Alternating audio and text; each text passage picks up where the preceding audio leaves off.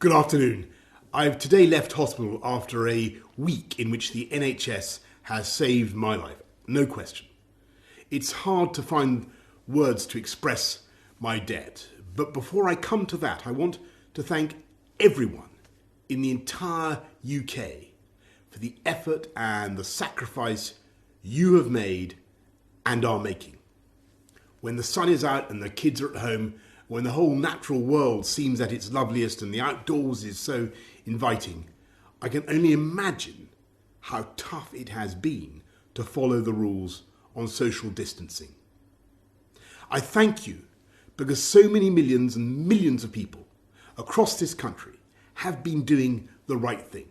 Millions going through the hardship of self-isolation, faithfully, patiently, and with thought and care for others as well as for themselves. I want you to know that this Easter Sunday, I do believe that your efforts are worth it and are daily proving their worth. Because although we mourn every day those who are taken from us in such numbers, and though the struggle is by no means over, we are now making progress in this incredible national battle against coronavirus. A fight we never picked against an enemy we still don't entirely understand. We're making progress in this national battle because the British public formed a human shield around this country's greatest national asset, our National Health Service. We understood and we decided that if together we could keep our NHS safe, if we could stop our NHS from being overwhelmed, then we could not be beaten, and this country would rise together and overcome this challenge as we have overcome so many challenges in the past. In the last 7 days, I have, of course, seen the pressure that the NHS is under.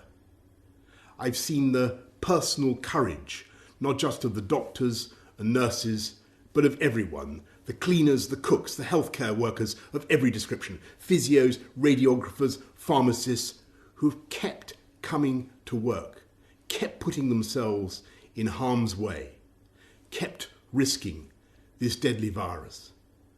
It is thanks to that courage, that devotion, that duty, and that love that our NHS has been unbeatable. I want to pay my own thanks to the utterly brilliant doctors, leaders in their fields, men and women, but several of them for some reason called Nick, who took some crucial decisions a few days ago, for which I will be grateful for the rest of my life. I want to thank the many nurses, men and women, whose care has been so astonishing. I'm going to forget some names, so please forgive me, but I want to thank Poling and Shannon and Emily and Angel and Connie and Becky and Rachel and Nikki and Anne. And I hope they won't mind if I mention in particular 2 nurses who stood by my bedside for 48 hours when things could have gone either way. They're Jenny from New Zealand, in Invercargill on the South Island to be exact, and Luis from Portugal near Porto. And the reason in the end my body did start to get enough oxygen was because for every second of the night, they were watching and they were thinking and they were caring and making the interventions I needed. So that is how I also know that across this country, 24 hours a day, for every second of every hour, there are hundreds of thousands of NHS staff who are acting with the same care and thought and precision as Jenny and Luis. That is why we will defeat this coronavirus and defeat it together. We will win because our NHS is the beating heart of this country. It is the best of this country. It is unconquerable. It is powered by love.